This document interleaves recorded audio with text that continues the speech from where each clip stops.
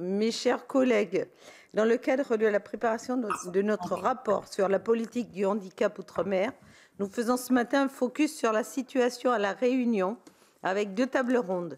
La première nous permettra d'entendre des représentants de différentes institutions et la seconde, à partir de 10h30, des représentants des grandes associations.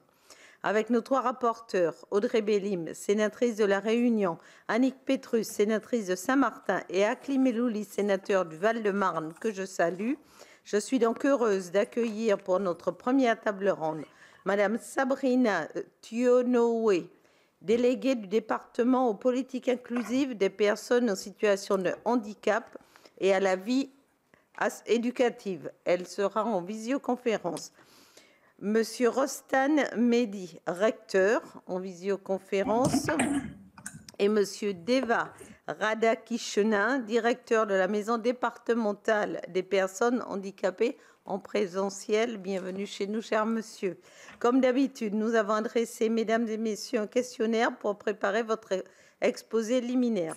Puis je laisserai nos rapporteurs vous interroger, vous demander des précisions complémentaires. Et enfin, nos autres collègues pourront également vous interroger à leur tour.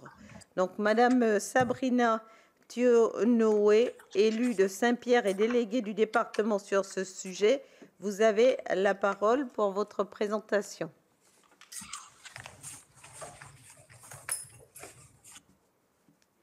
Bonjour à tous, donc Sabrina Tionowe, déléguée aux politiques inclusives au département de La Réunion, et vous l'avez bien précisé, donc élue à la mairie de Saint-Pierre également, et en charge aussi de la vie éducative au département et à la mairie de Saint-Pierre. Je ne sais pas si vous m'entendez bien.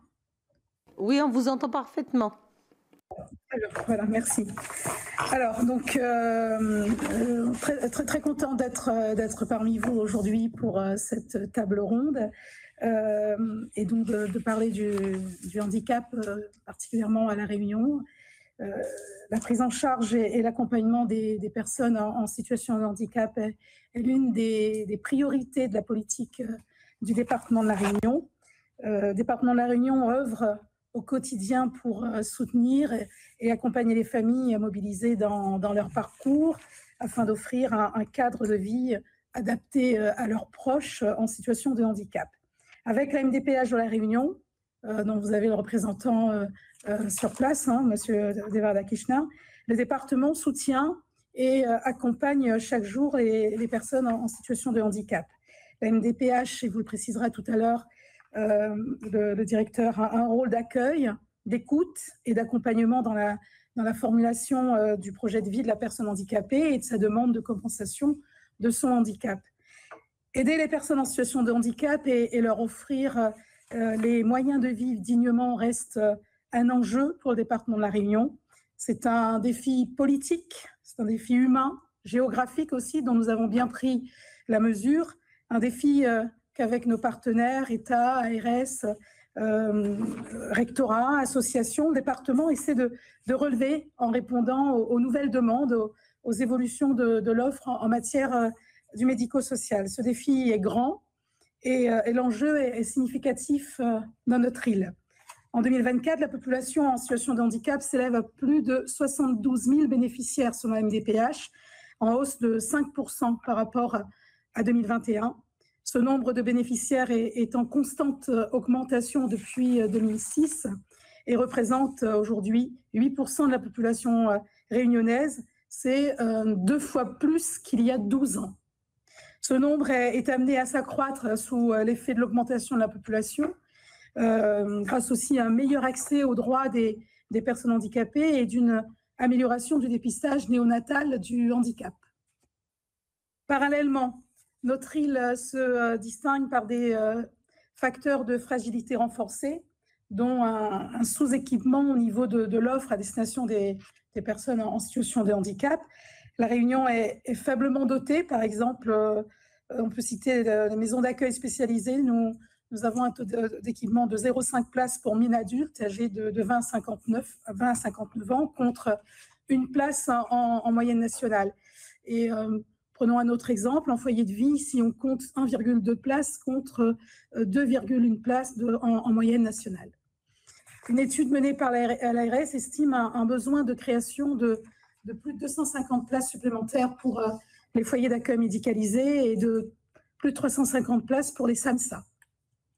Dans ce contexte, le département, en tant que chef de file de l'action sociale, est préoccupé par cette situation qui ne reflète pas toute la force de la solidarité réunionnaise.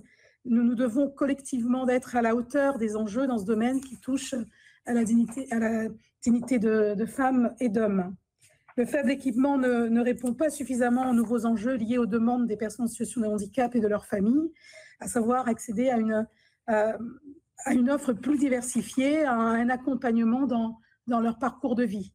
À La Réunion, l'orientation principale sera de favoriser l'augmentation des places en établissements médico-sociaux, mais aussi la possibilité pour les personnes handicapées d'émarger à une offre alternative ou intermédiaire entre le domicile et les établissements. Le besoin est tel en établissement médico-social que le département est face à un double défi, celui de renforcer l'offre en établissement médico-social tout en développant des structures hors les murs et des maisons d'accueil familiaux. C'est ainsi que le département de La Réunion a initié en 2021 un appel à manifestation d'intérêt général pour diversifier l'offre médico-sociale avec des réponses innovantes, une plateforme de répit aux aidants déployée dans l'est de l'île, un FAO hors les murs, un projet d'hébergement séquentiel hors les murs d'un foyer d'hébergement, un projet de répit-repos pour les déficients intellectuels et TSA pour les 16-20 ans, un projet d'externalisation d'un groupe de grands adolescents pour une préparation à la vie d'adulte. L'enjeu ici pour le conseil départemental est de proposer un mode de financement, sous réserve d'un financement à la CNSA, qui favorise la pérennisation de ces structures nouvelles. Cette diversification se poursuit dans le cadre de la convention de partenariat en faveur de l'inclusion des personnes vivant avec handicap, ce que nous appelons ici la convention Catabi, signée en 2023 entre l'État, l'ARS et le département. La convention propose des orientations pour un développement de l'offre médico-sociale qui doit faciliter la généralisation des plateformes de services pour mettre fin à la logique d'établissement fermé, mais également faciliter la transformation des offres. Il est donc fait une programmation de création de places nouvelles en direction des adultes sur la période 2024-2030, mais on aura l'occasion d'y revenir. Nous ajoutons aussi que le département de La Réunion propose de longue date une offre de famille d'accueil importante. Nous comptons près de 1800 places actuellement. C'est une offre qui est fortement mobilisée par les personnes en situation de handicap parce qu'elle œuvre plus facilement en faveur de l'inclusion et de la participation à la vie citoyenne, tout comme le dispositif Pass Loisirs et Pass Transport qui permettent aujourd'hui à près de 20 000 personnes de bénéficier d'une offre de loisirs et de transport en milieu ordinaire. Par ailleurs, nous observons une augmentation significative de la dépense liée à notre dispositif de solidarité qui est la prestation de compensation du handicap. Nous notons donc une augmentation de 16% des bénéficiaires entre 2022 et 2024 et de 24% des dépenses liées au paiement de la PCH. En même temps, le concours CNSA progresse 3 fois moins vite que la dépense réelle du département et actuellement le reste à charge pour le département est de l'ordre de 70%. Financer les demandes croissantes pour la PCH et créer des places supplémentaires en établissement médico-social pour tenter de rattraper un retard structurel aura un impact financier certain pour notre collectivité. Nous espérons que la solidarité nationale répondra au plus juste en faveur des besoins budgétaires, en faveur des personnes en situation de handicap de notre territoire. Et quand on parle de handicap, on ne peut pas ne pas parler d'accompagnement dans le parcours résidentiel, que ce soit dans l'habitat privé ou dans l'habitat social. Comme pour tout un chacun, se loger est une des conditions de la dignité de la personne en situation de handicap. Encore faut-il qu'elle ait un logement adapté et accessible, ce qui n'est pas forcément le cas dans l'habitat social, car nombre de notre population en situation de handicap se retrouve aujourd'hui dans un logement inadapté à sa situation. Nous avons plus de 40 000 demandes de logement sur l'île et bien souvent, l'usager handicapé se retrouve dans l'obligation d'accepter un logement qui ne correspond pas à ses attentes, malgré des questionnements auprès d'un bailleur social. En ce qui concerne l'habitat privé, le département de La Réunion intervient à travers l'aide à l'amélioration de l'habitat qui vise notamment à mettre en accessibilité le logement de nos bénéficiaires handicapés. Notre plan de mandature prévoit un doublement de notre budget consacré à ce dispositif avec l'objectif de porter notre effort de 3 000 améliorations par an à plus de, on espère, plus de 4 000. Et dans cet élan de proximité, le département de la Réunion innove aussi ses outils d'accompagnement et développe les démarches d'aller vers nos publics vulnérables afin de faciliter le partage d'informations. C'est tout le sens des caravanes d'accès au droit et à l'information, lancées maintenant depuis un peu plus de 3 ans, qui sillonnent les écarts de l'île et qui permettent de tisser un lien nouveau entre la collectivité et les populations isolées ou ayant des difficultés à se déplacer. Le soutien aux aidants aussi est renforcé. Le GIPSAP propose depuis sa création en 2010 un accompagnement visant à soutenir les aidants des personnes en situation de handicap à La Réunion. Et depuis, un développement et une consolidation des actions ont été mises en œuvre. Nous avons un numéro vert, on compte plus de 7200 appels sur l'année, un dispositif répit-repos, des formations sur le handicap aussi pour les aidants, des cafés des aidants, un accompagnement psychosocial, une caravane qu'on appelle la caravane Ça qui aide. Et voilà, donc un petit peu sur ce qu'on peut faire là sur les aidants. Concernant l'emploi des travailleurs handicapés sur le territoire de La Réunion, nous comptons sur l'île 40 000 personnes bénéficiaires d'une reconnaissance en qualité de travailleurs handicapés, dont des demandeurs d'emploi. Comme dans l'Hexagone, les entreprises ont l'obligation d'employer des travailleurs handicapés avec un quota de 6% de leurs effectifs réservés aux personnes en situation de handicap. Mais le respect de cette obligation varie d'une entreprise à l'autre et les données sur le taux de conformité des entreprises réunionnaises à cette obligation ne sont pas toujours accessibles. Il faut quand même souligner que 11 ESAT proposent 979 places pour réaliser des activités productives et un soutien médico-social. En 2022, le taux d'équipement en place des ESAT atteint malheureusement à peine 2,2 places pour 1000 adultes, quand il est de 3,6 places pour 1000 adultes en France entière. Pour ce qui est de l'offre médico-sociale concernant les jeunes en situation de handicap, on compte un peu plus de 2400 places installées en 2022, hors CAMS et CMPP, soit 9,7 places pour 1000 jeunes de 0 à 19 ans, quand la moyenne nationale se situe plutôt à plus de 10 places pour 10,6 places pour 1000. Les CAMS et les CMPP de Lille ont suivi en 2020 plus de 4500 enfants. Pour les enfants et les adolescents, le taux d'équipement est faible, en particulier pour les IME et les CESAD.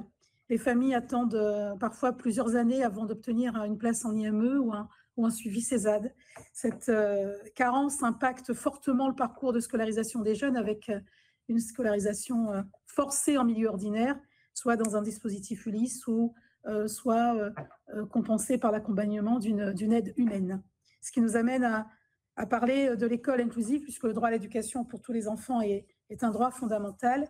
Et les parents aujourd'hui à La Réunion sont en difficulté et sont mécontents. Nous avons ça aussi, ce retour-là, puisque nous sommes aussi des élus de proximité, parce que le parcours qui est mis en place pour l'enfant est un parcours, on va dire, un peu chaotique, parce que l'orientation cible par la MDPH après évaluation n'est pas réalisable, principalement au niveau des établissements sociaux et des prises en charge CESAD.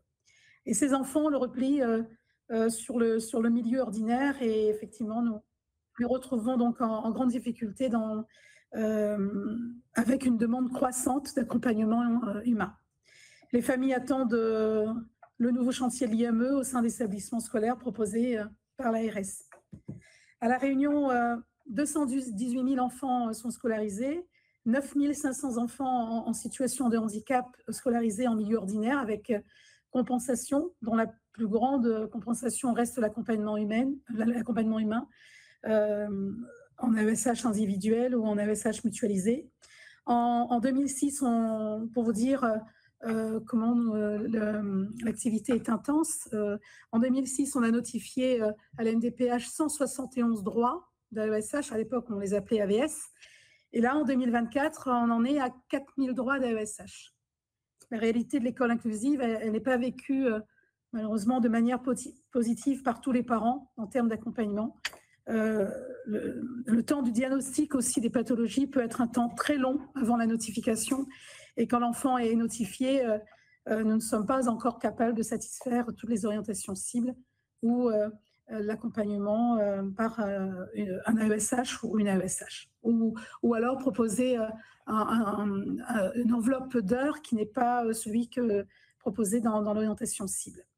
Autre problématique, la sortie de l'école des enfants handicapés après 16 ans. Si la coordination ne s'est pas bien faite entre les établissements scolaires et par exemple les missions locales, les familles se retrouvent à gérer leur enfant tout seul et commencer un parcours qui peut être parfois très difficile. Donc là aussi, la coordination des partenaires est primordiale pour le suivi de ces enfants. Et c'est une autre problématique aussi, la même problématique pour les enfants qui suivent l'instruction à domicile, où là, nous n'avons pas forcément des retours sur les diagnostics. Autre élément à améliorer aussi qui proviennent des familles, ce sont les délais de traitement des demandes à la MDPH pour les scolaires. Le département de La Réunion a soutenu financièrement la démarche Prisme Délai pour l'amélioration des délais de traitement. Ce soutien porte ses fruits pour les dossiers de demande des adultes, donc à partir de 20 ans. Le délai d'instruction des dossiers est maintenant de l'ordre de 3 mois en moyenne pour les adultes. Il a été bien amélioré, alors que malheureusement, les délais sur les demandes de compensation pour les scolaires ne sont pas encore bons. Ils font défaut sur un manque de moyens parce que la pression des demandes, elle est forte et il nous faut travailler sur un ajustement des moyens pour répondre à la demande. Donc la responsabilité est collective et elle importe à tous les membres, on va dire cofondateurs de la MDPH, pour une meilleure gestion en faveur des familles. Donc, alors je peux dire que ce sera tous ensemble qu'on pourra relever le défi d'amélioration de délai de traitement des dossiers d'enfants et bien sûr du suivi de toutes les personnes en situation de handicap. Alors, je pense qu'on va peut-être aller vers d'autres questions un peu plus précises avec mes collaboratrices. Donc, nous sommes disponibles. Merci. Je vous remercie. Merci à vous. Sans plus attendre, on va laisser la parole à Monsieur le recteur, Monsieur Rostan Mehdi. Vous nous entendez? Vous êtes en ligne? Est-ce que vous m'entendez? Oui, on vous entend parfaitement. Oui, merci beaucoup, Madame la Présidente. Je vais aller à l'essentiel parce que finalement, beaucoup de choses ont déjà été dites. Je souhaiterais insister sur 2 points. Le premier point, c'est au fond que le handicap est au cœur des préoccupations de l'Académie, académie à la tête de laquelle je me trouve depuis 3 mois. Et j'ai très vite compris à quel point ce sujet était un sujet absolument crucial. Nous partons d'une réalité qui a été fort bien rappelée par Madame du département. Effectivement, c'est 9500 élèves qui ont été identifiés, 9500 élèves sur à peu près 218 000 élèves au total dans l'académie. C'est une proportion tout à fait significative. Et une augmentation de 10% par an depuis à peu près 5 ans. Donc on est vraiment sur une trajectoire qui est une trajectoire d'accroissement. Cet accroissement s'explique peut-être aussi par le fait que nous identifions de manière plus précise des situations qui jusque-là passaient sous le radar. Alors c'est une réalité que nous nous efforçons de prendre en charge le mieux possible, même si, et je crois que nous avons un devoir de lucidité, il y a des marges, et plus que des marges d'amélioration. Je reviendrai dans un instant sur ce point. Nous nous efforçons de prendre en charge cette situation, d'abord parce que, et cela a été rappelé par le département, l'école inclusive est une réalité, même si c'est une réalité qui est aujourd'hui fragile, fragilité qui nous interroge sur finalement les options qu'il nous faudra retenir dans les prochains mois et les prochaines années. Je me permettrai de préciser mon propos dans un instant. Alors, nous déployons des moyens humains, nous n'avons jamais hésité à tenir compte de la nécessité, au fond, d'engager les innovations que rendent nécessaires les particularités de notre territoire. Si je devais prendre quelques exemples, sans vouloir être exhaustif, l'accessibilité des infrastructures est naturellement une question qui se pose avec une activité singulière à La Réunion, compte tenu de la géographie de notre territoire, de son son relief, des nombreuses zones rurales. Tout cela a impliqué, en tout cas c'est le choix qui a été fait par mes prédécesseurs en particulier, a impliqué une adaptation du déploiement des PIAL. La cartographie des PIAL a été pensée afin que les élèves puissent effectuer la totalité de leur scolarité au sein d'un même PIAL. À propos de l'éloignement des ressources et des services, question qui n'est pas évidemment sans rapport avec la précédente. L'éloignement géographique des services administratifs, des ressources associées peuvent constituer un frein à l'application pleine et entière de la loi de 2005. Cela a entraîné, en tout cas cela était de nature, à entraîner des inégalités d'accès à la fois aux informations et aux services. L'Académie déploie et met à disposition 14 coordonnateurs de PIAL à temps plein afin de faciliter l'accès à l'information et aux services d'accompagnement humain des élèves notifiés par la MDPH. Donc, un personnel dédié assure le recensement, la préparation, la mise à disposition, le suivi du matériel pédagogique adapté dans un délai de 72 heures, ce qui est le signe d'une incontestable réactivité, même si, je l'imagine, nous pourrions toujours faire mieux, mais 72 heures, c'est quand même des délais de réponse qui sont des délais de réponse appréciables et appréciés. Nous avons développé des outils, en complément des outils nationaux et de l'application nationale AGESH. L'Académie a développé des outils spécifiques qui permettent un suivi en temps réel des accompagnements des élèves notifiés par la MDPH sous l'autorité du service académique de l'école inclusive. Nous coordonnons les différentes adaptations que je viens d'évoquer. Alors, pour autant, sur un territoire où les fragilités sociales se combinent les unes aux autres, je crois que ça, c'est aussi un élément qu'il faut avoir à l'esprit, et c'est en tout cas un point qui m'a sauté aux yeux lorsque j'ai pris mes fonctions. Le département et la région de La Réunion bénéficient d'atouts innombrables, mais souffrent aussi de fragilités sociales, qui sont des fragilités anciennes, récurrentes, dont il est parfois difficile de venir à bout. Et il est clair que le handicap est souvent un facteur qui vient aggraver, ou en tout cas qui accrédite l'idée que les autres fragilités sont susceptibles d'être aggravées du fait de cette situation de handicap. Donc, il m'a semblé tout à fait nécessaire de placer au cœur des priorités de l'Académie, pour les mois, mais au-delà pour les années à venir, la question de l'école inclusive. Partons d'un constat qui est un constat simple, peut-être un peu fruste, et je prie les personnes qui sont plus expertes que moi de m'en excuser, mais au fond, je vous livre aussi une lecture un peu intuitive. Je prends mes fonctions et je suis stupéfait de voir le nombre de faits établissements qui me remontent quotidiennement, le nombre de ces faits établissements qui sont peu ou prou liés à des dysfonctionnements de l'école inclusive. Je veux dire par là que vous avez beaucoup d'enfants qui sont placés dans des dispositifs dont la vocation est la prise en charge du handicap et qui n'ont pas forcément leur place dans ces dispositifs.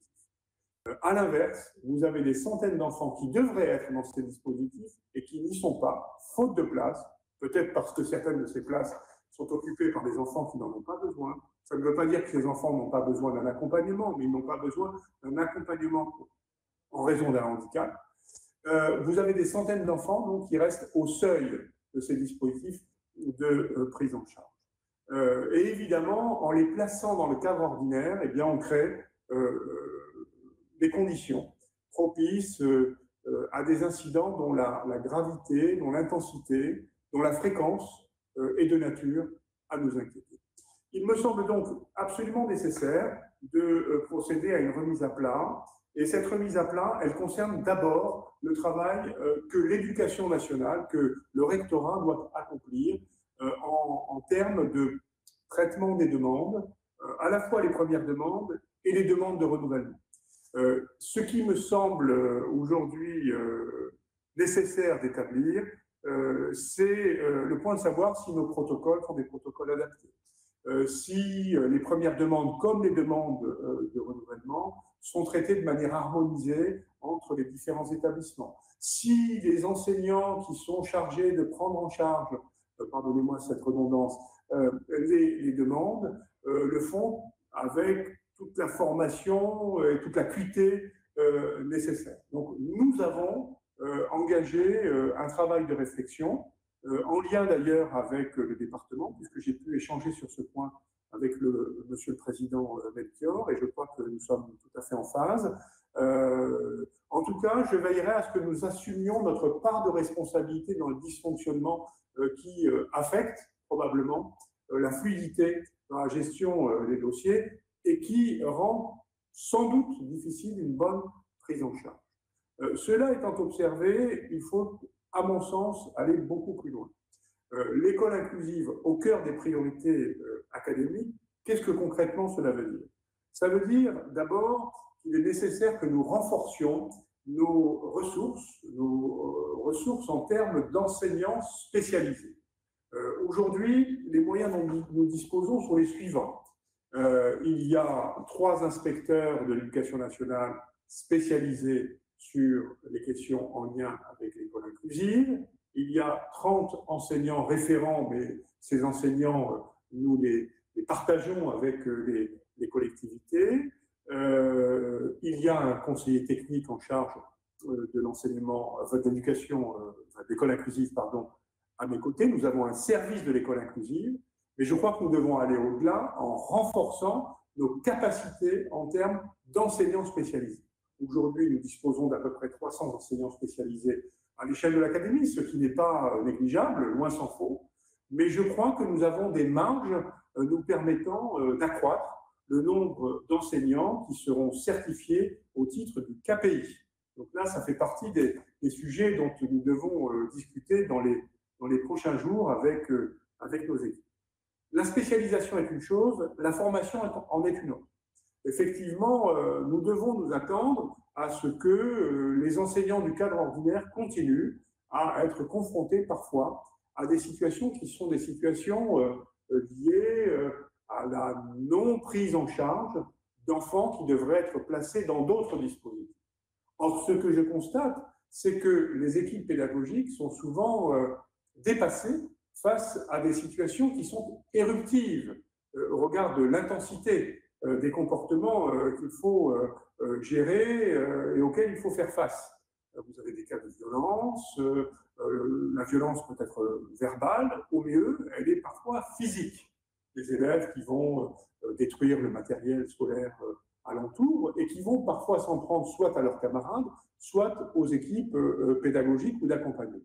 Il faut donc être en mesure, là, de former la communauté éducative à faire face à ces situations afin d'être capable de déceler peut-être des indices avant-coureurs ou annonciateurs d'une dégradation qui peut être extrêmement brutale, les former de manière à ce que des protocoles adaptés puissent être mis en œuvre afin que ces enfants puissent faire l'objet d'une prise en charge fût-elle ponctuelle afin d'éviter tout simplement une dégradation de la situation dans l'établissement considéré. Pour cela, nous allons là aussi déployer un plan de formation. Ce plan de formation, il s'appuiera évidemment sur un certain nombre de dispositifs nationaux, mais il fera fruit des compétences que nous avons dans l'académie. Ces 300 enseignants spécialisés sont aussi une ressource de formation pour l'ensemble des autres membres composant notre communauté éducative. Donc on est en train de réfléchir à la construction d'un plan de formation qui nous conduira à solliciter prioritairement cette ressource qui est une ressource tout à fait compétente. Alors, il nous faut aussi et sans doute aller au-delà, c'est-à-dire que spécialiser, former, c'est très bien, mais il faut aussi disposer de structures dédiées. Elles sont insuffisantes sur le territoire de La Réunion et nous travaillons à l'heure actuelle en lien avec l'ARS afin d'obtenir la création au moins d'un IME supplémentaire, un institut médico-éducatif supplémentaire, parce que c'est absolument indispensable. Pour tout cela, nous avons reçu des garanties d'un soutien non négligeable à l'échelle nationale, puisqu'effectivement, la Direction générale de l'enseignement scolaire nous accompagne sur le sujet. Nous avons obtenu 28 ETP d'enseignants spécialisés sur le handicap, donc d'enseignants qui vont venir renforcer notre potentiel. Face à ces 28 enseignants supplémentaires, nous allons pouvoir disposer de 28 éducateurs mis à disposition par l'ARS, ce qui fait quand même une masse de 56 ETP dédiés à l'école inclusive, l'ARS ayant par ailleurs un budget de 7,9 millions d'euros mobilisables sur ce sujet. Et nous avons nous-mêmes, dans un moment de très grande contrainte budgétaire, je tiens quand même à le rappeler, nous avons nous-mêmes constitué une réserve nous permettant d'ajouter à ces 56 ETP 10 ETP supplémentaires d'enseignants qui seront déployés au soutien de l'école inclusive. Voilà, donc l'Académie se mobilise, elle entend prendre sa part de responsabilité lorsque les choses dysfonctionnent, et je me félicite des relations que nous avons sur ce sujet, comme sur beaucoup d'autres, avec les collectivités, et en particulier avec le département.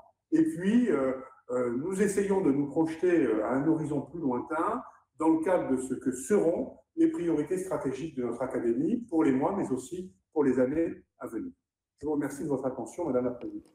Merci, Monsieur le recteur. Et sans plus tarder, je vais laisser la parole à Monsieur Deva Radhakrishnan, qui est le directeur de la Maison départementale des personnes handicapées et qui nous fait l'honneur de sa présence. Madame la Présidente, Mesdames et Messieurs les sénateurs, chers collègues, je vous remercie pour cette invitation pour parler d'un sujet qui préoccupe notre territoire, qui est la question du handicap, qui est un sujet qui touche tous les âges de notre population ultramarine, des enfants naissants jusqu'aux personnes vieillissantes. La MDPH de La Réunion est une structure qui se situe parmi le premier quart des MDPH de métropole en termes d'intensité d'activité. Nous avons donc un haut niveau d'activité sur notre territoire. Pour fixer un peu les ordres de grandeur, aujourd'hui, la MDPH de La Réunion, c'est 27 000 personnes qui déposent un dossier chaque année. Pour le dire autrement et que vous voyez un peu la réalité sociétale qui est la nôtre, cela représente un dossier toutes les 4 minutes que nous recevons tout au long de l'année. C'est ça le rythme de l'intensité de la demande. C'est une demande qui est très forte, puisqu'on vient de parler des jeunes et des questions de scolarité. La demande scolaire aujourd'hui chez nous, elle est au rythme de 1 dossier tous les quarts d'heure pendant toute l'année. Donc ça, c'est la question de l'intensité de l'activité. L'organisation de la MDPH, elle s'est faite tout au long des quinquennats, depuis sa création en janvier 2006. Nous avons observé 3 périodes quinquennales, 2006-2011 jusqu'en 2021. Et nous sommes actuellement dans le 4e quinquennat opérationnel de la MDPH. Ce que nous observons dans ces quinquennats, c'est qu'il y a eu différentes évolutions des attentes de notre population. Le 2e quinquennat a été plutôt marqué par un effet important d'augmentation de la demande annuelle. Et depuis 2021, c'est-à-dire depuis quasiment 4 ans, nous observons de nouvelles formes de demande et de nouvelles pressions sur l'activité de la compensation du handicap. La demande progresse fortement chez les seniors et même, je dirais, chez les personnes de plus de 50 ans. La demande progresse chez les jeunes, puisque depuis 2010, cette demande, elle est de 70% supérieure. Toujours est-il que la MDPH, dans son rôle d'accès aux droits des personnes en situation de handicap. Aujourd'hui, elle fait valoir effectivement une évolution populationnelle reconnue dans le champ du handicap. Cette année, en 2025, nous allons être dans le triplement de cette population depuis 2005. C'est-à-dire que nous aurons 3 fois plus de personnes reconnues dans le champ du handicap, puisque nous allons passer d'un niveau estimé à 25 000 personnes en 2006 à plus de 75 000 personnes à la fin de l'année 2025. Ce triplement couvre bien sûr toutes les classes d'âge. Nous voyons que, y compris chez les personnes de plus de 60 ans, des besoins existent. Ce sont des besoins de compensation pour répondre à des préoccupations du quotidien de ces personnes. Et nous voyons également depuis quelques années 12% de nouveaux arrivants dans cette population par an. C'est-à-dire chaque année, il y a 10 personnes qui sont tout à fait nouvelles, qui n'étaient pas connues jusque-là par la question de la compensation du handicap et qui entrent dans le champ de la compensation et qui intègrent donc cette population qu'on appelle la population MDPH. La MDPH de la Réunion, c'est une MDPH qui, au fil du temps et au fil des années, a su faire valoir sa capacité à s'adapter aux contraintes du territoire.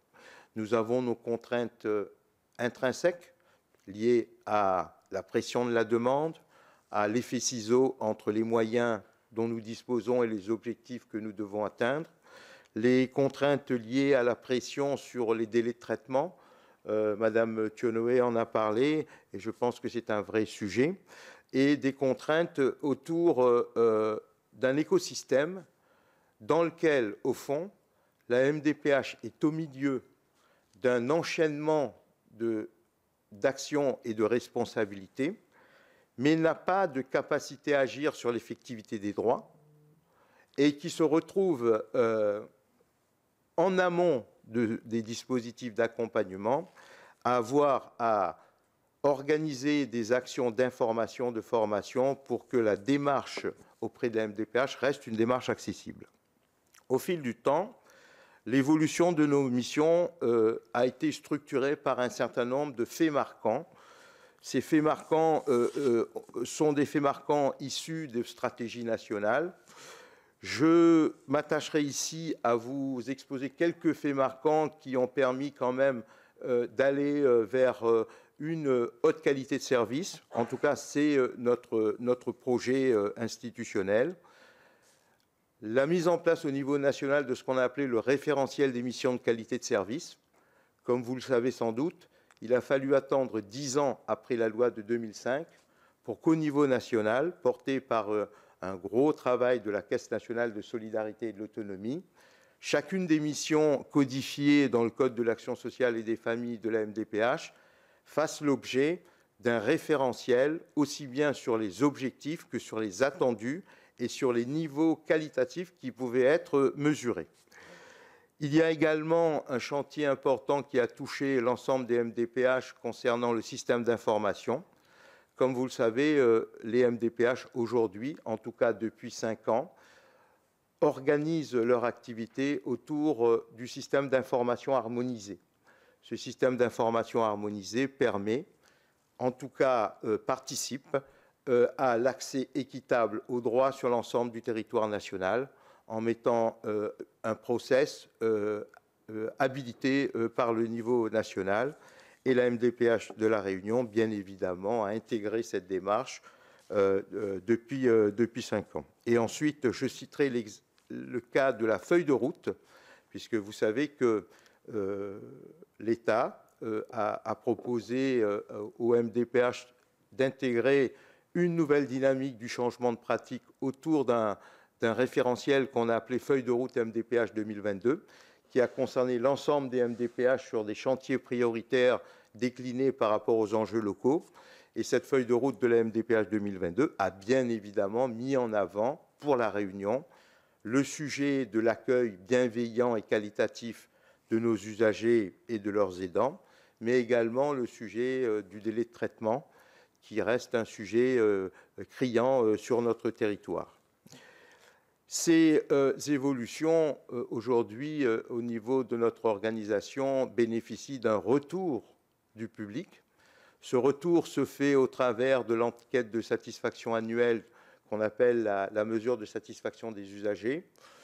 Nous avons fait le choix, depuis que cette disposition existe, d'obtenir le plus de réponses possibles de nos usagers. Et nous sommes parmi les 8 départements de France en termes de taux de réponse. Et nous avons comptabilisé en 2024 3500 réponses de notre public qui nous disent de façon très claire que s'agissant des missions d'accueil, d'écoute, d'information et de conseil, nous avons plutôt une note de 80 sur 100. Ces données sont disponibles publiquement sur le site de la CNSA. Mais en revanche, sur la question du délai de traitement, il y a une majorité de personnes qui disent que nos délais ne sont pas satisfaisants, ce que nous entendons et ce que nous comprenons.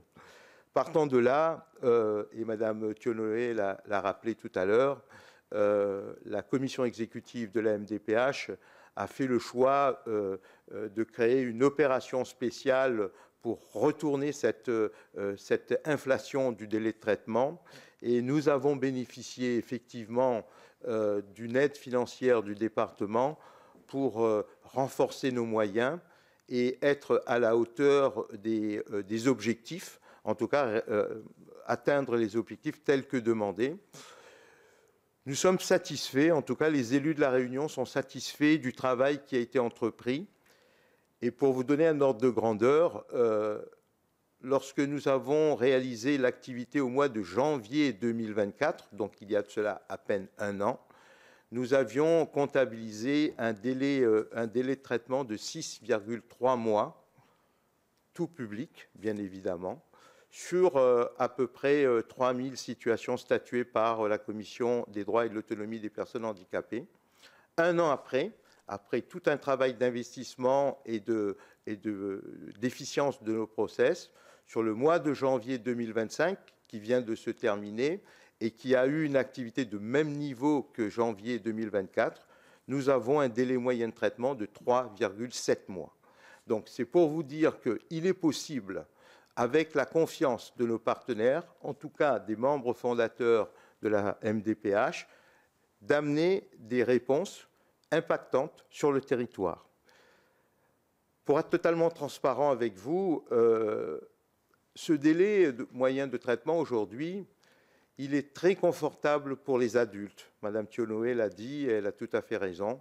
Aujourd'hui, pour les personnes de plus de 20 ans, nous proposons des délais qui sont plutôt proches de 3 mois. Je dis bien de 3 mois. Les personnes âgées de plus de 60 ans ont même des délais inférieurs à 2 mois et demi.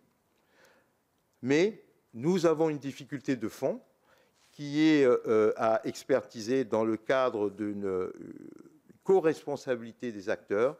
C'est la question des demandes pour les jeunes, les demandes particulièrement scolaires, puisque nous comptabilisons en 2024 un délai qui est proche de 8 mois, donc 2 fois plus que le délai légal qui est de 4 mois. Et nous avons aujourd'hui un effet ciseau important sur la pression de la demande scolaire. Je vous ai donné un rythme sous la forme d'une horloge tout à l'heure, et les moyens dont nous avons besoin aujourd'hui pour faire une évaluation de qualité et proposer des parcours adaptés à ces jeunes dans le milieu scolaire. Ce que nous observons un peu dans l'ensemble du sujet, et pour ne pas trop m'écarter d'un fil conducteur, il y a, et Monsieur le recteur a très bien rappelé, il y a un phénomène compliqué sur notre territoire, c'est la question du parcours médico-social.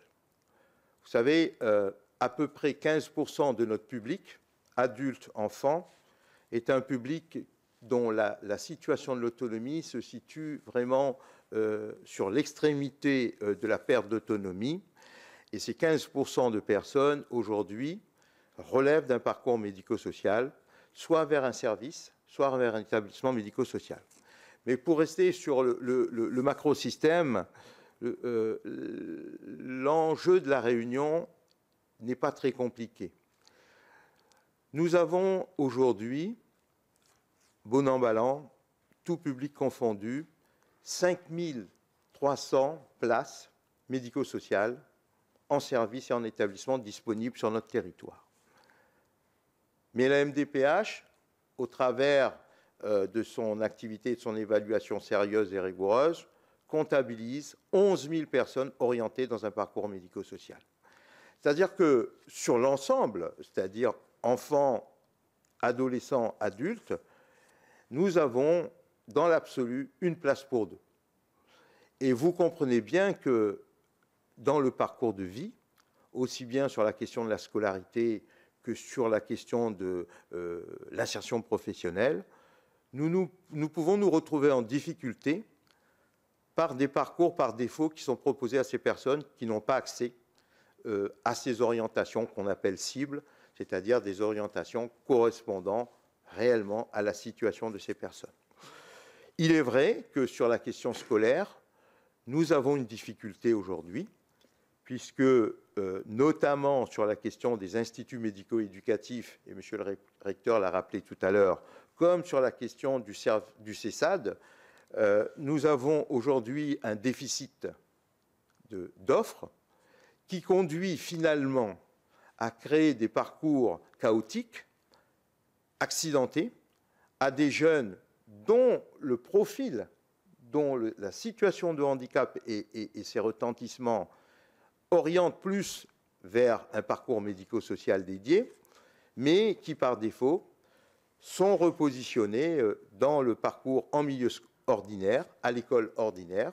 Et monsieur le recteur a raison, c'est un jeu de chaises musicales, puisque celui à qui on propose une vraie orientation avec un positionnement adapté sur le milieu ordinaire ne trouve pas la place, puisqu'elle est déjà occupée par une orientation par défaut qui est de toute façon nécessaire, sinon l'école ne peut pas prendre en charge l'enfant.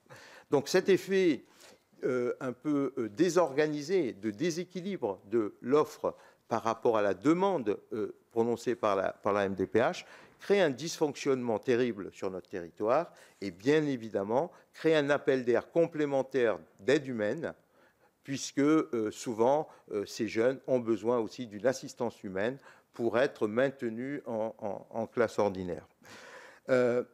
Lorsqu'on évoque ce sujet du scolaire, je sais que parmi les questions que vous nous avez envoyées, il y a la question de la connaissance du territoire.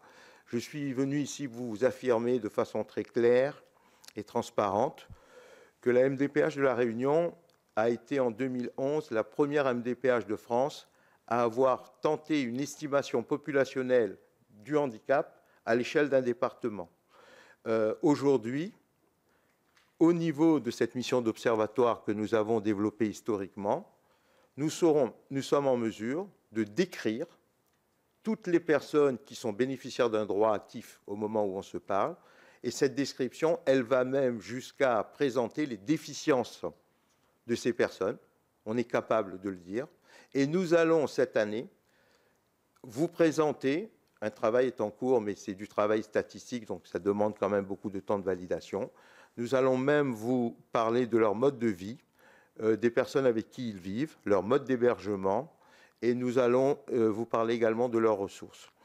Ceci est possible grâce au système d'information harmonisé, puisque cette nomenclature nouvelle est très riche d'informations sur la description de cette population. Mais là où nous avons une difficulté sur nos statistiques, et je le dis de façon très claire également, c'est que nous n'avons, autant le système d'information harmonisé des MDPH a créé la notion d'interopérabilité, dont vous avez sans doute entendu parler. Nous sommes connectés avec la CAF, Pôle emploi, le SNGI, etc. Mais tous ces flux que nous dégageons, ce sont des flux sortants de la MDPH, mais nous n'avons aucun flux entrant qui nous dit à date, en temps réel, combien d'enfants sont accompagnés par l'éducation nationale à partir d'une orientation aide humaine, combien d'allocataires CAF bénéficient d'un vrai paiement d'allocation et que les conditions administratives ont été favorables, et combien de personnes travaillent à partir d'une reconnaissance de qualité de travailleur handicapé. Tous ces sujets de retour à partir d'une orientation de la MDPH sont des sujets sur lesquels, malheureusement, nous avons du mal à lire l'effectivité de l'ensemble des droits que nous prononçons. Je voudrais également vous dire que sur nos obstacles structurels, nous avons, et je compte vraiment, Monsieur le Recteur, sur ce que vous avez dit, hein, c'est votre priorité, c'est l'école inclusive. Je le dis vraiment de façon très, très lucide. L'école inclusive, la MDPH et l'Éducation nationale sont étroitement partenaires. Il ne peut y avoir d'école inclusive sans maison départementale des personnes handicapées, parce qu'on est au milieu d'un système de reconnaissance dans lequel nous faisons l'observation qu'en amont de chez nous, il y a trop de dossiers faciles déposés à la MDPH à partir d'une difficulté scolaire et sur lesquels j'ai bien entendu les chantiers académiques. Il va falloir retravailler, re-questionner quels sont les aménagements, les adaptations qui ont été mis en place, quelles sont les limites de ces adaptations et en quoi la compensation du handicap est la réponse adaptée à la situation de ces jeunes. Il y a, je suis bien conscient que sur notre territoire, des difficultés de diagnostic de certains jeunes. On voit la difficulté, on vit la difficulté, on témoigne de la difficulté, mais pour autant, sur certaines situations, les diagnostics ne sont pas posés à temps, ce qui pose le problème de la lecture de la question du handicap même, la définition du handicap, et bien évidemment la question des retentissements. Comme je voudrais laisser un peu de la place pour les questions, je voudrais juste vous dire sur la question des jeunes. Sur les 5 dernières années, pour rester un peu dans la temporalité qui a été exposée tout à l'heure, je me suis permis, avant de venir vous voir, de voir quelles étaient les déficiences qui ont le plus évolué dans cette population reconnue par la MDPH. Eh bien, aussi surprenant que ça puisse paraître, la déficience du langage et parole, en 5 ans, a augmenté de 100%.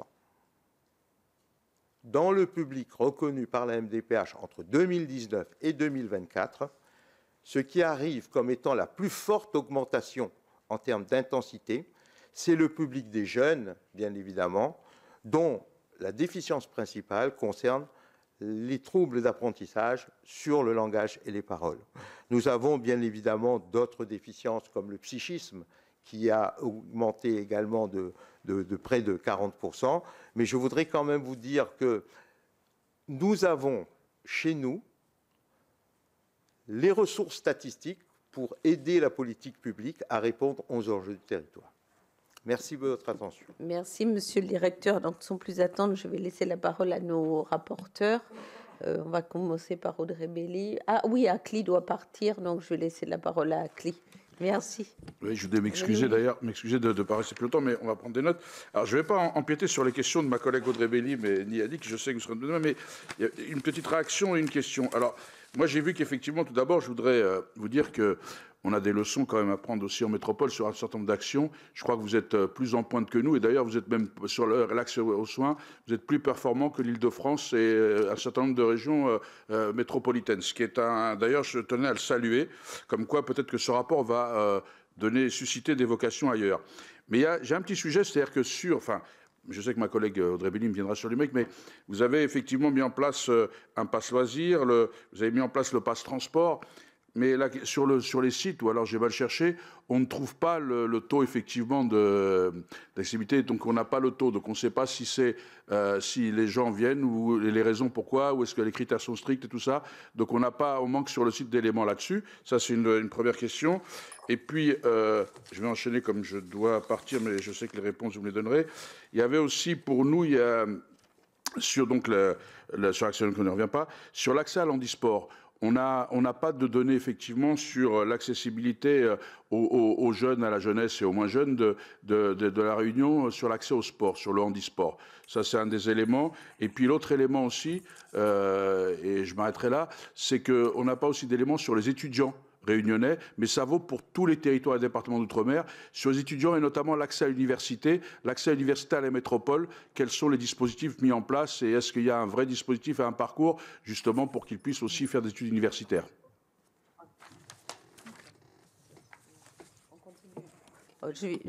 Nous allons continuer les questions et puis Akli, où on te répond directement. Tu pars à quelle heure? Tu dois partir. Je dois aller dans 5-10 minutes, mais sinon, de toute façon, je vais les revoir dans la... D'accord. Alors, si vous voulez 5 petites minutes pour répondre à notre collègue avant qu'il ne parte.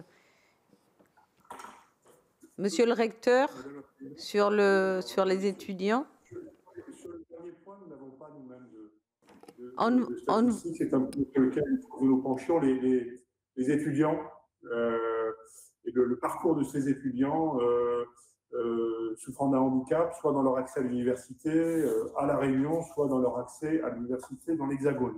En ce qui concerne le sport, en revanche, l'analyse des données qui relèvent des licences parasportives est assez délicate dans la mesure où les clubs sont affiliés à 2 fédérations spécialisées. On dit sport qui regroupe les personnes ayant un handicap visuel, auditif ou moteur, et sport adapté tourné vers les personnes atteintes d'un handicap mental ou de troubles psychiques.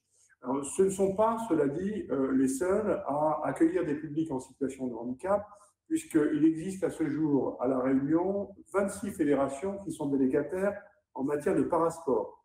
Il est à noter que 25 associations sportives réunionnaises sont affiliées à la Fédération française handisport et à la Fédération française sport adapté. Alors, les chiffres que j'ai qui me paraissent fiables, le diagnostic territorial de la conférence régionale du sport supervisé par la DRAGES révèle que 528 personnes en situation de handicap détiennent une licence fédérale à La Réunion, 305 pour la FFH et 223 pour la Fédération française de sport adapté, soit 21 licenciés par club, la moyenne nationale étant de 27 licenciés par club dans l'Hexagone. Donc la conférence régionale du sport a inscrit l'inclusion des personnes en situation de handicap au cœur de ses priorités, et il est certain que La Réunion accuse de ce point de vue un retard qui est un retard significatif en termes d'accessibilité des équipements sportifs, et tout cela a été bien mis en évidence par la conférence elle-même. Merci. Et il y avait une autre question sur... voilà, allez-y. Le département. Bonjour, je suis Aurélie Natigel. Oui. Je suis directrice de l'autonomie, donc je vais essayer d'apporter des éléments de éclaircissement sur le pass loisir, pass transport. Donc ce sont 2 dispositifs qui ont été mis en œuvre par le département de La Réunion depuis 2007 et 2010 pour l'autre, qui ont pour objectif de permettre à des personnes en situation de handicap d'accéder, alors pour le pass loisir, à une offre de loisirs qui est composée en fait de bien-être, d'offres de bien-être, mais également d'offres de tourisme du quotidien. On a aujourd'hui 463 organismes affiliés, et se posait tout à l'heure la question du taux de consommation de ces passes. Et en fait, on a à peu près 80% de consommation des dispositifs aujourd'hui sur les passes loisirs. Donc, c'est un dispositif qui connaît un succès qui est constant et pour lesquels on a la chance de pouvoir agréer affilier de plus en plus d'offres. On a après le dispositif Pass Transport qui s'adresse exclusivement, qui permet exclusivement l'offre de taxi. Et donc, c'est un dispositif qui permet un transport à la demande et qui vient compléter le dispositif mis en place par les AOT sur les offres de transport en commun. On a alors par contre sur ce dispositif-là peut-être des progrès un peu plus importants à faire parce que nous avons un taux de consommation qui n'est que de 60%. Il est vrai en fait qu'on peut avoir des petits sujets sur l'accessibilité des taxis, mais on y travaille en ce moment de façon importante. Ce qu'il faut avoir en tête, c'est que les critères d'éligibilité sont assez larges pour le pass transport, c'est-à-dire que ce ne sont pas des critères qui prennent en compte des critères de ressources, contrairement au pass loisir qui, lui, est basé sur l'AH en critères d'éligibilité. Voilà ce que je peux vous dire. Peut-être également dire qu'on a à peu près 6 millions d'euros consacrés tous les ans à ces 2 dispositifs. Merci, merci. Alors, je vais laisser la parole maintenant à Audrey Bélim. Merci Madame la Présidente, chers rapporteurs, chers collègues, chers conseillères départementales et Monsieur le Directeur, Monsieur le Recteur, merci à vous de nous accorder du temps et merci également pour cette présentation, je dirais très sincère, ce diagnostic important que nous souhaitons établir aussi en même temps sur nos territoires face à cette thématique très lourde et très émouvante qui est le handicap. Alors, je n'ai pas forcément beaucoup de questions puisque vous avez vraiment détaillé un tableau qui reprend énormément de nos questionnements. La première chose, c'est est-ce que vous êtes revenus tous les trois sur cette grosse problématique concernant les délais de traitement. Et je pense qu'il est important peut-être de comprendre comment fonctionne le processus depuis l'instruction et cela finalement jusqu'à l'accès à l'accompagnement dont il aurait besoin, cet enfant, à l'école. Donc, comment fonctionne ce processus? Nous avons parlé d'un certain manque d'effectifs. J'aurais aimé savoir, finalement, quel aurait été l'effectif idéal, selon vous. Donc, comment y tendre? Est-ce qu'il y a une place du numérique, des moyens du numérique, tels que la visio, etc., pour faciliter les diagnostics, pour faciliter les rencontres? En tout cas, quelle est cette place dans ce processus? Est-ce que nous avons une moyenne de délai à l'échelle nationale afin de pouvoir comparer cela? Il est vrai que par rapport à d'autres territoires, nous pouvons-nous établir un diagnostic? Comment pouvons-nous mutualiser notre, je dirais, notre savoir-faire, en tout cas ce que nous avons réussi à déployer jusqu'alors avec les autres territoires, afin de les accompagner sur cela? Quels sont les liens qui seraient intéressants à mettre en place pour pouvoir parfaire la thématique du handicap et le traitement dans l'ensemble des territoires? Et puis, alors, dernière question. Alors, on me disait, oui, effectivement, nous avons eu à la rentrée des faits et des remontées assez émouvantes de parents concernant le manque d'AESH pour pouvoir permettre aux enfants d'accéder, en tout cas à l'école, dans les meilleures conditions. On m'a parlé qu'il y avait donc surtout des postes d'enseignants, mais que c'était fait sur le volontariat. Donc, j'aurais aimé savoir quel était réellement le statut. Est-ce que c'est volontaire? Si c'est volontaire, eh bien, et qu'il manque du personnel, comment fait-on? Est-ce qu'on passe par de la désignation, de l'affectation? Et finalement, qu'en est-il de la mutualisation des informations et du partage avec également les maires, puisque lorsque vous avez cette problématique d'AESH dans nos écoles, eh bien, les maires, il est vrai, et nous avons été sollicités également sur cette thématique, prennent le relais à travers les ASEM, et il y a un véritable sujet, parce que vous savez très bien que nos ASEM ne sont pas formés à être accompagnant donc des enfants en situation de handicap. Donc, quelle pourrait être, selon vous, la passerelle qui nous permettrait également eh bien, d'établir un lien avec nos mairies, avec nos maires, sur cette thématique-là de nos enfants en situation inclusive? Je vous remercie.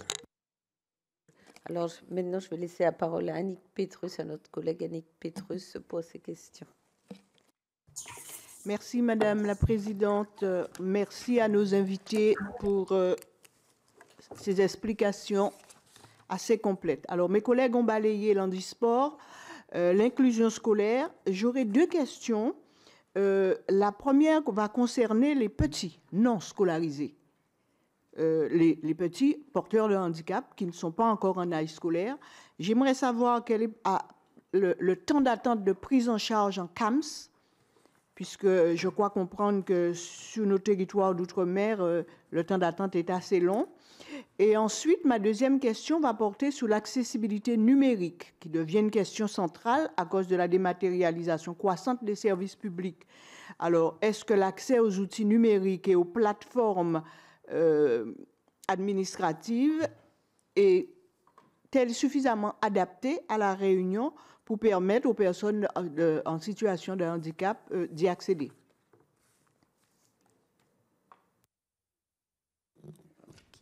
Qui qui souhaite répondre en premier? Sur les tout petits, c'est peut-être le conseil départemental. Et puis, monsieur de la MDPH. Oui, sur les petits. Madame la Présidente, est-ce que je pourrais revenir sur la pratique de l'handisport Oui, sans problème. Alors, juste vous informer que l'intervention départementale s'étend à tous les niveaux de la pratique sportive et également en direction des associations relevant du handisport ou du sport adapté. Et en 2024, 52 associations ainsi que le comité régional handisport ont bénéficié du soutien du département d'un montant total de 120 000 € pour leur fonctionnement et pour l'organisation de leurs projets, bien évidemment, et de leurs activités sportives dédiées aux personnes en situation de handicap. Au niveau des aides individuelles, 4 sportifs handisport ont obtenu une aide financière dans le dispositif Prime Jeux paralympiques de Paris 2024 et aide à la mobilité des sportifs de haut niveau pour un montant avoisinant les 24 000 €. De manière générale, la pratique sportive handisport nécessite monsieur le recteur l'a rappelé, des locaux accessibles aux personnes en situation de handicap, du matériel adapté et bien évidemment un encadrement spécial. La pratique parasportive au niveau national ou au niveau local apparaît plus en retrait et nous, on a noté un taux d'inactivité des personnes en situation de handicap qui reste élevé. 34% des adultes vivant à leur domicile ne pratiquent aucune activité sportive contre 20% de la population générale. Et oui, donc la conférence régionale du sport considère que les personnes en situation de handicap présentent des besoins spécifiques qu'il faut prendre en compte, tant en matière d'aménagement des équipements que d'adaptation de l'offre ou de compétences de l'encadrement. Donc, le projet sportif territorial de la CRDS qui s'étend de 2024 à 2029 propose de s'engager donc en faveur de la mise en accessibilité d'équipements sportifs prioritaires, d'organiser des temps d'échange et de partage d'expériences, et puis entre les différents acteurs pour faire émerger des collaborations, d'inciter et informer les collectivités que nous sommes sur les dispositifs d'aide à la mobilité à travers la mise à disposition de véhicules adaptés financés par le tissu économique local et de développer le dispositif de club inclusif sur un panel de clubs pilotes.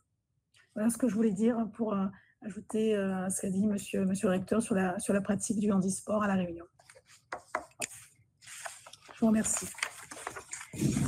Bonjour, peut-être sur le volet du CAP, je suis Nathalie Anoumbi, directrice générale adjointe au département. Alors, c'est vrai que ces dispositifs qui sont en fait pilotés par l'ARS avec une complémentarité du département sur le volet PMI, nous n'avons pas toute la lisibilité sur les délais d'attente. Par contre, nous savons qu'il y a un vrai besoin aujourd'hui de prise en charge des petits parce que nous avons plutôt la lecture du côté des enfants pris en charge au titre de l'aide sociale à l'enfance. Et on sait que sur ce public global de prise en charge, nous avons environ 10% de nos effectifs qui ne sont pas accueillis dans les structures, on va dire, compétentes pour prendre en charge les enfants avec des problématiques du handicap et que ce sont les assistantes familiales qui interviennent par défaut dans la prise en charge, assistantes familiales pour lesquelles le département apporte une aide financière complémentaire au travers d'indemnités de suggestion.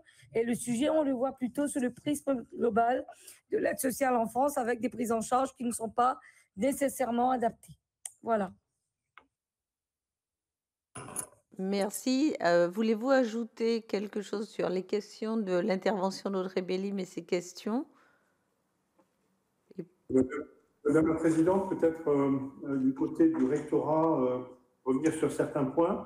Les délais de traitement sont effectivement trop longs, problématiques, et je ne reviens pas sur ce que monsieur le directeur de la MDPH a rappelé tout à l'heure.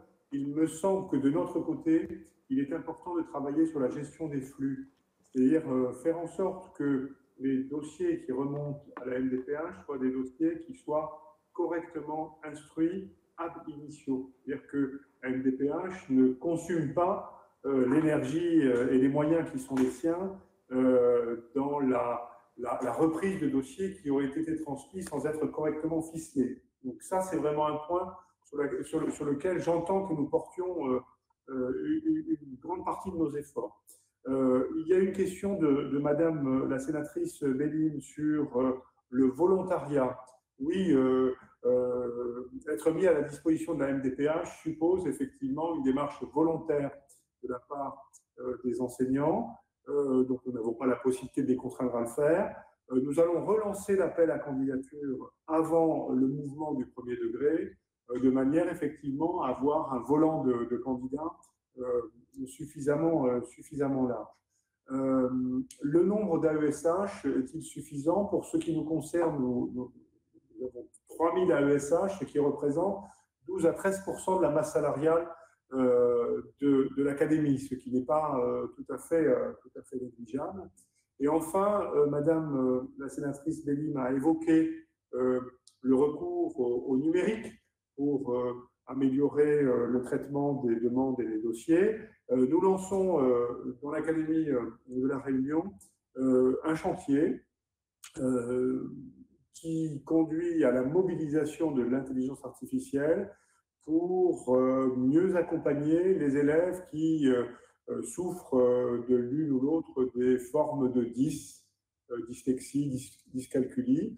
Nous en sommes au stade de l'expérimentation. Nous avons une conseillère qui travaille sur ce sujet, enfin une chargée de mission qui travaille sur ce sujet, et nous en attendons, en tout cas nous l'espérons, de bons résultats.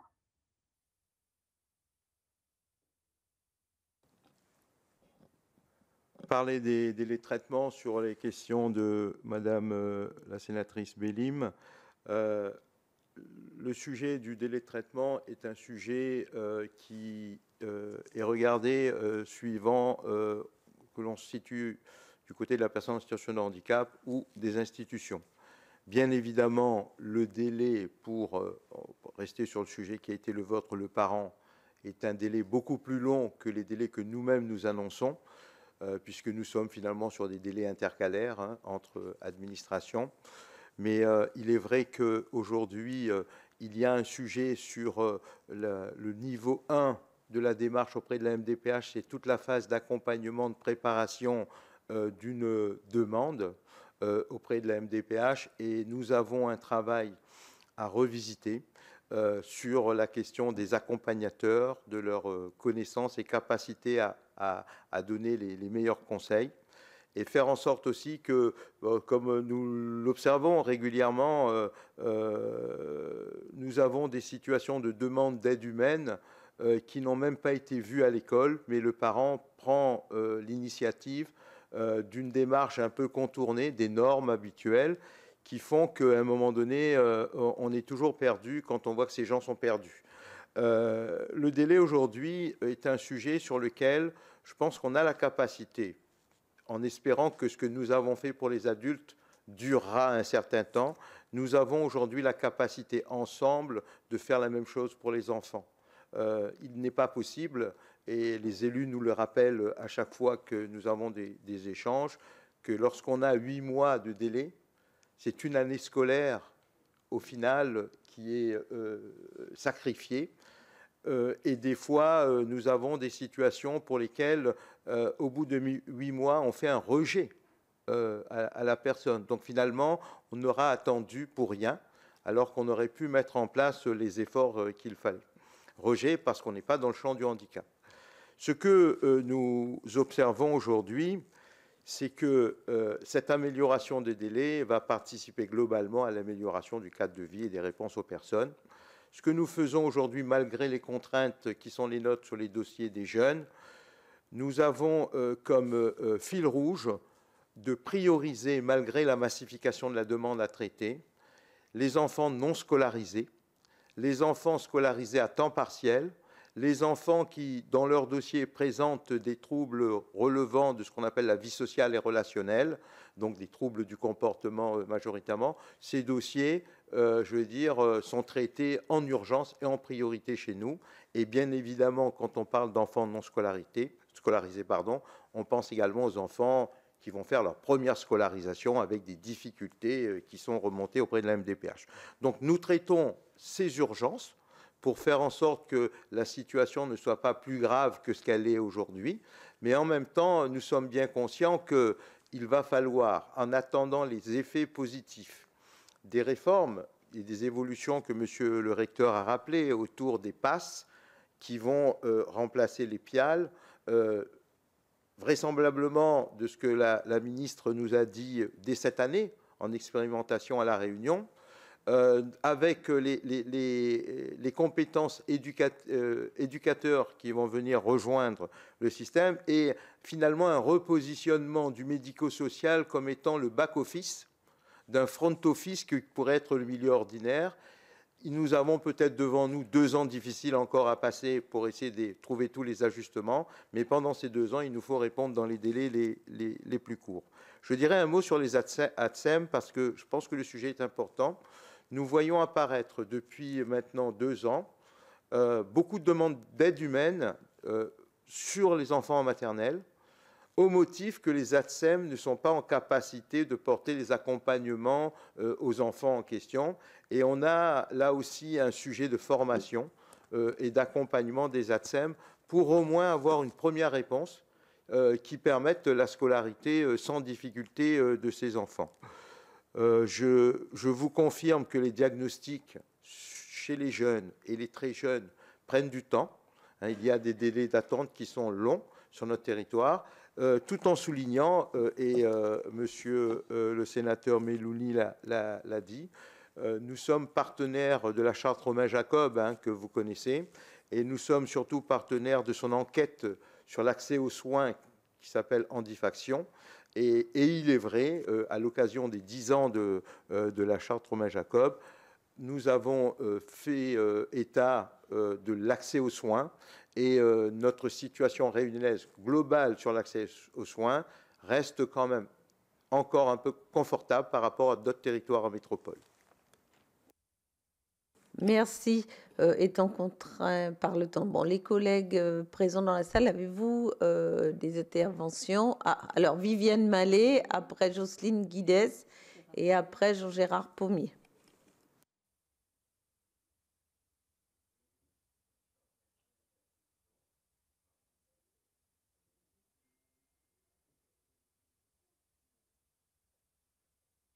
Là, c'est bon. Excusez-moi. J'ai un problème de... Merci, Madame la Présidente. Madame la Vice-présidente du département, chers collègues, Monsieur le Recteur, Monsieur le Directeur, merci pour vos exposés qui ont été vraiment très utiles ce matin. Alors, je voulais revenir, Madame la Présidente, vous avez mis l'accent sur une grosse problématique que nous rencontrons, et même en tant qu'élus locaux, nous avons souvent ces demandes, c'est le logement adapté. Et c'est vrai qu'à La Réunion, bon, c'est un gros souci, l'accès déjà au logement, mais l'accès au logement adapté pour les personnes en situation de handicap ou les familles ou les aidants des handicapés est très, c'est très demandé et puis c'est une grosse problématique. Alors je vais vous poser une question. Pensez-vous qu'il serait opportun de flécher un quota de logements adaptés via la LBU et de conventionner de gestion en partie décentralisée avec le département? Je vous remercie. Je vous propose aux collègues de poser leurs questions. Après, on passera à la réponse. Merci Madame la Présidente. Je voudrais d'abord remercier de penser aux aidants, et ça c'est très bien, et aux nombreux projets en tout cas qui ont eu, qui ont été mis et destinés, notamment comme la caravane des aidants. Moi je trouve ça très bien et je voudrais quand même féliciter. Voilà, on a la même chose ici en métropole, on appelle ça la caravane des aidants. Je crois que vous avez appelé ça autrement, mais pardon ? D'accord, mais bon, ça revient au même. Voilà, et de parcourir en effet les communes pour aller vers les aidants, je trouve que c'est plutôt une très bonne chose. Moi, en effet, je voudrais revenir sur le délai de traitement. C'est vrai que 8 mois, c'est énorme, et c'est bien trop long. Par contre, c'est vrai que, et vous l'avez dit, monsieur, la complexité, c'est, la différence. Il y a tellement, je veux dire, de handicaps différents que ça demande des moyens différents. Et vous avez bien dit la complexité de ce problème-là. Moi, je pense que aussi, et on n'en a pas assez parlé, c'est le coût des bilans. Parce qu'avant d'aller à la MDPH, il faut savoir le parcours des parents. Et c'est un vrai parcours du combattant. Alors, je connais bien le problème, hein, monsieur, voilà. Et notamment, déjà, de remplir le dossier MDPH. On avait dit qu'on allait simplifier le dossier et on a rajouté une 20aine de pages. De qui se moque-t-on? Donc, je pense qu'aujourd'hui, il va falloir quand même réfléchir aussi sur la simplification de ce dossier. Autre chose, quand il faut faire le bilan, ça coûte à peu près 1 000 €. Pendant ce temps, les parents ne sont pas remboursés. Hein. Et puis parfois, il faut plusieurs bilans. Parfois, les médecins sont aussi perdus. Quand on parle de formation, il faut former les médecins, il faut former bien sûr les professeurs des écoles, bien sûr les AESH, parce que, et je ne sais plus qui l'a dit, mais quand vous recevez un enfant malheureusement très handicapé, un handicap lourd, c'est là où on doit se poser aussi la question, est-ce qu'on doit, dans le milieu scolaire, prendre tous les enfants qui sont handicapés? Et résultat, on ne construit plus d'IME, et ce qui fait que des enfants qui pourraient être en IME, et moi je dirais peut-être mieux accompagnés, avec beaucoup de, d'humanisme, et ce qui manque peut-être parfois un peu d'ailleurs dans nos IME. Hein, mais je pense, moi, que tout le monde, malheureusement, et c'est pas qu'on ne le voudrait pas, hein, ne peut pas intégrer l'école dite normale, parce que c'est très compliqué. On le voit bien aujourd'hui. Les AESH ne sont pas, formés. Les professeurs des écoles sont complètement perdus. Comment on peut intervenir sur, par exemple, un enfant syndrome de Rett? C'est très compliqué. C'est un enfant qui mentalement, malheureusement, ne pourra jamais suivre dans une école normale, qui ne peut pas manger tout seul parce qu'ils ont les mains recroquevillées, qui doivent porter des couches, qui, le gros pourcentage, sont en fauteuil roulant. Voilà. Donc, moi, je dirais, de quoi parle-t-on? Alors qu'à côté de ça, et je ne sais pas qui l'a dit, on a des enfants qui pourraient intégrer l'école tout à fait normale et qui se retrouvent dans des structures parce qu'on n'a pas su les accompagner comme il fallait, parce qu'on n'a pas été non plus trop à l'écoute des parents, parce que je pense que les parents savent aussi très bien ce qu'ont leurs enfants, mais on ne les écoute pas trop. Voilà. Donc moi, j'ai tous ces questionnements-là. Presque, de quoi parlons-nous? De quel handicap parlons-nous? Et vraiment, jusqu'où on peut aller pour l'intégration du handicap? Je vous remercie. Oui, merci Madame la Présidente. Je voudrais effectivement aller dans le même sens que ma collègue. J'ai beaucoup apprécié les différents intervenants, Madame la Présidente, Monsieur le Recteur et Monsieur le Directeur de la MDPH, sur ces notions de handicap et d'école inclusive. Il y a une multitude de handicaps et effectivement, il n'y a pas de réponse unique. Et moi, j'ai beaucoup apprécié cette approche parce qu'effectivement, il y a des handicaps comportementaux pour lesquels, cela a été dit, ni les enseignants ni les AESH ne sont formés. Et là, il y a une vraie difficulté. Et cela a été dit également, il a été question de chaises musicales, le mot a même été employé, par rapport à d'autres types de réponses qui, elles aussi, sont manquantes, notamment dans des IME, mais avec peut-être des approches plus innovantes. Et surtout, ce qui me frappe, c'est que, et cela a bien été souligné par les collègues, c'est que plus d'écoles inclusives veut dire plus de moyens. Il y a une expérience en cours, je crois, si j'ai bonne mémoire, en Eure-et-Loire, sur justement le développement de l'école inclusive. Mais cela a signifié un recrutement des nombres de postes d'éducateurs, c'est-à-dire de personnes formées pour pouvoir venir en complément de l'action strictement pédagogique des maîtres et en complément des AESH qui ne sont pas formés pour cela. Donc moi, j'ai beaucoup apprécié ce discours ultramarin, courageux et très réaliste sur la notion des handicaps. Merci. Merci Jean-Gérard. Alors, avant de vous laisser la parole, j'aurais aussi quelques questions à vous poser. Donc, Madame la présidente du département, j'aurais aimé savoir, est-ce que vous avez évalué le coût pour proposer, enfin mettre en place toutes les infrastructures et proposer à toutes les personnes en situation de handicap et notamment les personnes aussi dans le milieu scolaire. Est-ce que vous avez évalué ce coût? J'aurais aimé aussi au niveau de Monsieur le recteur, vous avez parlé de la cartographie. Il est vrai que actuellement on travaille aussi beaucoup en silo. On a parlé de diversité du handicap dans les petits villages, quartiers isolés. Souvent, les enfants, le nombre d'enfants n'est pas suffisant pour ouvrir une classe spécialisée. D'une part, les moyens sont différents, les handicaps sont différents et parfois aussi il y a une rupture familiale puisque l'enfant ou certaines familles ne veulent pas se séparer de leur enfant pour aller les mettre dans des structures sans pouvoir les voir de manière régulière. Donc, est-ce que vous avez pensé à des dispositifs innovants? Que pensez-vous aussi de l'inclusion du personnel médico-social au sein des établissements scolaires?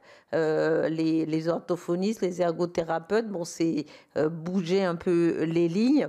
Et j'aurais aimé savoir, voilà, si vous avez, quelles seraient selon vous des adaptations législatives qui permettraient de lever des freins à une meilleure prise en charge des personnes en situation de handicap. Et enfin, pour la MDPH, à la faveur d'une audition des étudiants, il avait été, enfin, hexagonaux, hein, il n'y avait pas de statistiques sur les étudiants d'origine ultramarine, mais il avait été soulevé un point dans le transfert des dossiers. Les dossiers partent du MDPH vers une autre et parfois, au sein même des MDPH, les diagnostics sont différents.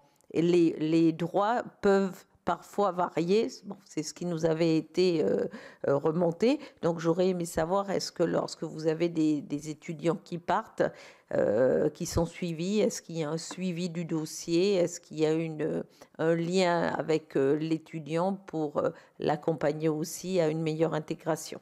Merci.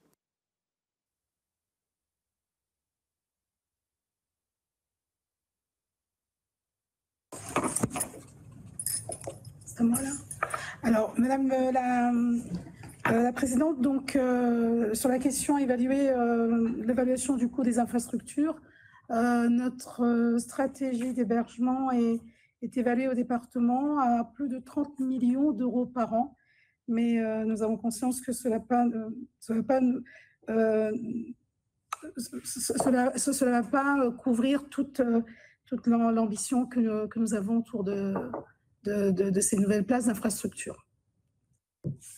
Peut-être pour compléter les propos de Madame la vice-présidente au département, quand la collectivité départementale identifie, on va dire, l'importance de pouvoir valider la création d'un certain nombre de structures, nous sommes bien évidemment partis sur un besoin, j'ai presque envie de dire, minimaliste, incontournable à pouvoir apporter les réponses. Et nous sommes partis sur un besoin entre 800 places, 800 000 places sur une période, on va dire, quinquennale, de pouvoir valider un certain nombre d'autorisations des structures. Et ces 800 000 places ont été évaluées il y a déjà bientôt plus de 2 ans à ce que Madame la Présidente vous disait de 30 millions d'euros, en sachant qu'au moment de la signature de la convention Katabi, le département de La Réunion, en lien avec l'ARS, décide de mettre l'accent sur ce qu'on appelle les amendements crotons du public accueilli dans des structures inadaptées, et en lien avec le directeur général de l'ARS décide de mobiliser une dotation de 5 millions pour accompagner l'effort financier de la collectivité. Et également, à l'époque, au moment de la signature de cette convention, le gouvernement de l'époque s'était engagé à, on va dire, à louer au département de La Réunion et à l'ARS une dotation globale de 10 millions d'euros en investissement pour favoriser la création de ces places. Mais aujourd'hui, bien évidemment, les coûts sont autres. C'est un premier sujet. Et un deuxième sujet qui n'a pas été abordé, c'est celui de la formation des équipes qui vont venir intervenir dans ces structures médicales, et de deux, l'attractivité du métier, parce qu'on connaît tous aujourd'hui la pénibilité du métier dans les établissements sociaux et médico-sociaux, et quelle question pour renforcer l'attractivité des métiers. Devarada Kishnel a dit tout à l'heure le besoin qui est évalué est particulièrement conséquent. Il est quasiment du double de ce que nous, on a identifié 1000 places. Donc, vous vous en doutez que 1000 places évaluées à plus de 30 millions que pour le département, on n'a pas l'évaluation de l'ARS, puisqu'il y a des établissements qui sont dans un champ de compétences conjointes. Si on double ce besoin ou si on le triple, ben on pourrait être quasiment dans du 70-100 millions d'euros pour couvrir la réalité des besoins. Et je terminerai mon propos par un sujet que Madame la Présidente a évoqué tout à l'heure au niveau du département. Compte tenu du faible taux d'équipement d'établissements à La Réunion, aujourd'hui, on mobilise les accueillants familiaux. Les accueillants familiaux, c'est du personnel agréé par le conseil départemental, financé exclusivement par le conseil départemental. Donc, à mon avis, si on veut avoir une photographie des incidences financières, il serait nécessaire d'intégrer le coût de ces familles d'accueil pour la collectivité départementale. Peut-être ajouter juste pour qu'aujourd'hui notre offre c'est 1500 places et qu'elle nous coûte à peu près 80 millions d'euros. Donc si on devait doubler l'offre, on serait à 160 millions. Donc aujourd'hui, dans les places disponibles, il faut bien comprendre ce que Madame Thionoué disait tout à l'heure, c'est très important pour nous, c'est d'engager un double développement. On se doit de poursuivre le maintien, en fait, de compléter notre offre médico-sociale dite institutionnelle parce qu'elle est largement insuffisante, mais en parallèle, le département a un autre effort à faire, c'est celui de l'inclusion et donc de développer tout ce qui est service et tout ce qui est ouverture sur le territoire. Et c'est vrai que ces éléments-là, enfin, c'est une double contrainte pour le département. Alors, c'est vrai aussi que c'est aussi une opportunité parce que ça nous permet dès le départ d'avoir des solutions peut-être plus innovantes au regard des moyens contraints du territoire, tant sur l'aspect, on est limité géographiquement, c'est-à-dire qu'on a peu de recours à des départements limitrophes pour pouvoir nous aider. Et c'est vrai que on se doit de proposer une offre de prise en charge locale et ça nous oblige quelque part à proposer des solutions innovantes. Voilà. Et peut-être un sujet qui est aussi important, c'est celui du foncier pour construire ces établissements sociaux et médico-sociaux. Et le département de La Réunion, le département de La Réunion fait le choix de mettre du foncier à disposition des opérateurs qui sont retenus. Il y a aussi une étroite collaboration qui se met en place avec les municipalités qui ont du foncier. Donc, c'est aussi un élément, on va dire, de mise en œuvre de la politique publique qui serait intéressant d'intégrer dans l'analyse. Je vous remercie pour tous ces éléments. Alors, je suis vraiment navrée parce que nous avons débordé sur l'heure et que les participants de la deuxième table ronde sont en attente. Par contre, je vous demanderai de nous envoyer votre contribution écrite à toutes ces questions. C'est un débat qui est vraiment passionnant, qui retient toute notre attention. Donc, je voulais vous remercier pour la qualité des échanges, pour tous les éclairages que vous nous avez apportés. J'ai bien noté que la Réunion a pris ce sujet à bras-le-corps, qu'il y a encore beaucoup qui reste à faire, mais le but de ces travaux, c'est aussi d'apporter des recommandations pour pouvoir améliorer la prise en charge du handicap dans nos outre-mer. Merci à vous. Merci Madame la Présidente. Merci. Merci.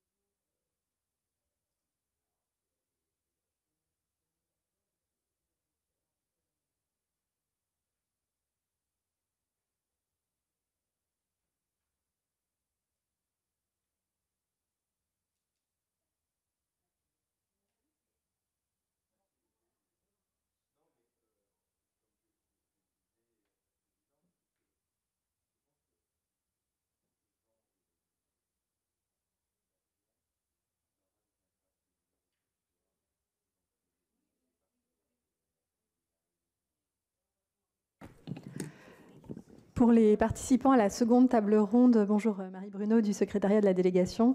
Vous pouvez maintenant activer vos caméras et la seconde table ronde va commencer dans quelques instants et 2 minutes. Voilà, merci beaucoup. Parfait. Nous vous voyons bien. J'espère que vous m'entendez bien. Bon, parfait. Et vous verrez l'image de la salle dans 1 minute ou 2.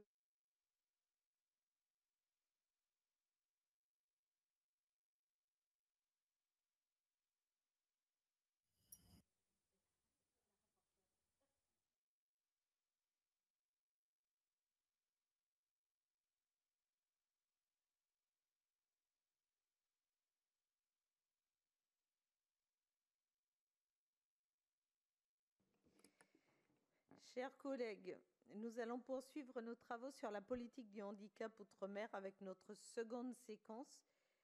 Nous accueillons les représentants d'associations